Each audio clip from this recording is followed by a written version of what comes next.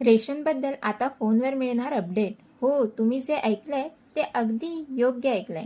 Ration card हे खूप महत्त्वाचं कागदपत्र आहे.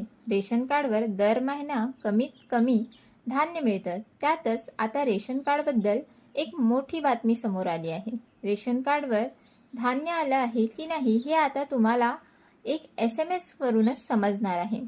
तुमच्या रेशन दुकानावर रेशन आल्यावर त्याचा मेसेज तुम्हाला येणार आहे. त्यामुळे सारखं दुकानावर जाऊन धान्य आलं आहे की नाही हे पाहण्याचा तुमचा त्रास आता वाचणार आहे. यासाठी तुम्हाला रेशन दुकानावर जाऊन आधार कार्ड आणि मोबाईल नंबरची नोंद करावी लागेल. शासकीय गोदामातून धान्य दुकानाकडे रवाना केल्यानंतर लोकांना लगेचच मेसेज पाठवायचे आदेश अन्न आणि नागरी पुरवठाकडून देण्यात आले आहेत.